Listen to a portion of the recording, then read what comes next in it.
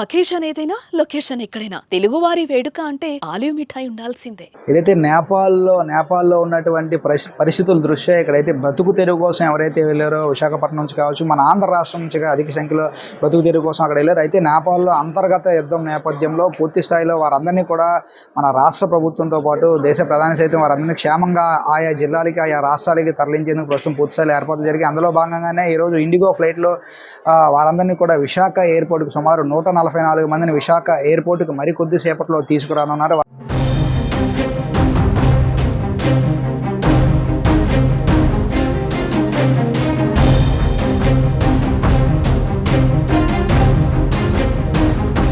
వారందరూ వచ్చిన తర్వాత వారికి ఎటువంటి ఏర్పాట్లు చేశారో ప్రభుత్వం అంటే వారు వచ్చిన తర్వాత వారు ఫ్రెష్ అవడానికి టవల్తో పాటు ఇది ఒక కిట్. ఈ కిట్లో మెడిమిక్స్ సబ్బుతో పాటు టూత్ పేస్టు, సో బ్రష్ కూడా పెట్టడం జరిగింది. సో అందులో భాగంగా వచ్చి తాగడానికి జ్యూస్ పెట్టారు, అదేవిధంగా water bottle, so snack, so వాళ్ళు తినడానికి స్నాక్స్ కూడా పెట్టడం జరిగింది. సో దీనికి సంబంధించి సో రాష్ట్ర ప్రభుత్వం ఎటువంటి ఏర్పాట్లు చేసిందో అడిగి తెలుసుకునే ప్రయత్నం చేద్దాం. ప్రస్తుతం విశాఖ నగర తెలుగుదేశం పార్టీ అధ్యక్షులు గండి బాబ్జీ గారు ఉన్నారు. గండి బాబ్జీ గారిని అడిగి మరిన్ని విషయాలు తెలుసుకునే ప్రయత్నం చేద్దాం. సార్, ఇప్పుడు చెప్పండి, అసలు ఎటువంటి ఏర్పాట్లు చేశారు? సో అందరికీ నమస్కారం. ఇప్పుడు మీరు చెప్పినట్లు ముందు చూపుగా మొన్న ఏదైతే నేపాల్లో జరిగిన విధ్వంసం నుంచి ముందు చూపుగా మా నాయకులు లోకేష్ గారు మిగతా పెద్దలందరూ కూడా ఆలోచించి ఒక ప్రత్యేకమైన విమానాన్ని ఏర్పాటు చేసి అక్కడ ఎవరైతే ఇబ్బంది పడుతున్నారో యాత్రికులు కానీ పనిచేసే వాళ్ళు కానీ నేపాల్లో సెటిల్ అయిన వాళ్ళు కానీ వాళ్ళందరినీ కూడా ఇబ్బంది లేకుండా ఒక ప్రత్యేక విమానంలో తీసుకొస్తున్నాం. వైజాగ్లో 110 మంది 10 మంది ఉంటున్నారు.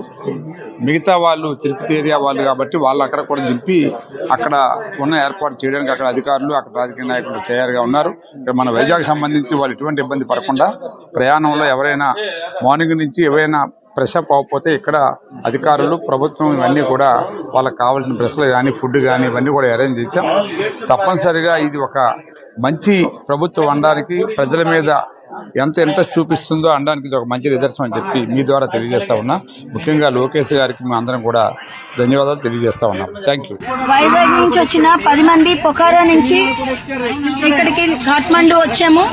కాఠ్మండు ఫ్లైట్ ఎక్కేసాము, వైజాగ్ వస్తున్నాము. ఇదంతా మన గౌరవనీయులైన ముఖ్యమంత్రి శ్రీ నారా చంద్రబాబు నాయుడు గారు, లోకేష్ గారు, హోమ్ మినిస్టర్ అనిత్ గారు, అలాగే మన కేబినెట్ మినిస్టర్ రామ్మోహన్ నాయుడు గారు, వీరందరికీ ప్రత్యేక ధన్యవాదాలు. ఏపీ భవన్ ఆఫీషియల్స్ అందరికీ కూడా ధన్యవాదాలు. అలాగే విశాఖ ఎంపీ శ్రీ భరత్ గారికి కూడా ధన్యవాదాలు. అలాగే మన అఫీషియల్స్ అందరూ, RTGS officials, NRT officials, everybody constant గా unstinting support and moral support ఇచ్చి మమ్మల్ని ఇంత జాగ్రత్తగా తీసుకొచ్చి విశాఖపట్నం తీసుకొస్తున్నందుకు మనం ధన్యవాదాలు తెలియజేసుకుంటూ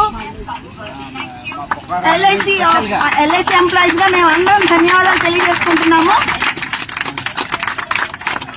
మా ట్రామా నుంచి ఇంత చక్కగా మమ్మల్ని తీసుకొచ్చిన మన మంత్రివర్యులు అందరికీ కూడా ప్రత్యేకంగా ధన్యవాదాలు. వచ్చిన ప్రతి ఒక్కరికి కూడా ఎటువంటి విఘాతం కలగకుండా ప్రతి ఒక్కరిని వచ్చిన ఒక అతిథి మాదిరిగా, ఎందుకంటే వాళ్ళు మన రాష్ట్ర ప్రజలే కానీ అతిథి మాదిరిగా వాళ్ళందరికీ కూడా ఇక్కడ ఏర్పాట్లు అన్ని చేశాము. నారా లోకేష్ గారి చొరవతో ఈరోజు రాష్ట్ర ప్రభుత్వం తీసుకున్న నిర్ణయానికి ఈరోజు అక్కడ నేపాల్ నుంచి కూడా అధిక సంఖ్యలో సుమారు 102 మంది వరకు కూడా మన ఉత్తరాంధ్ర వాసులందరూ కూడా మరికొద్ది సేపట్లో విశాఖ చేరుకుంటున్నారు. సో వీరందరికీ అద్భుతమైన ఏర్పాట్లు చేసామంటూ కూడా చెప్తా ఉన్నారు. సో ఏదేమైనా మన రాష్ట్ర ప్రజల్ని కాపాడుకోవడం మన అందరి బాధ్యత. చూస్తూనే ఉండండి సుమన్ టీవీ. వీడియో జర్నలిస్ట్ అప్పలరాజుతో చందు, సుమన్ టీవీ, విశాఖపట్నం.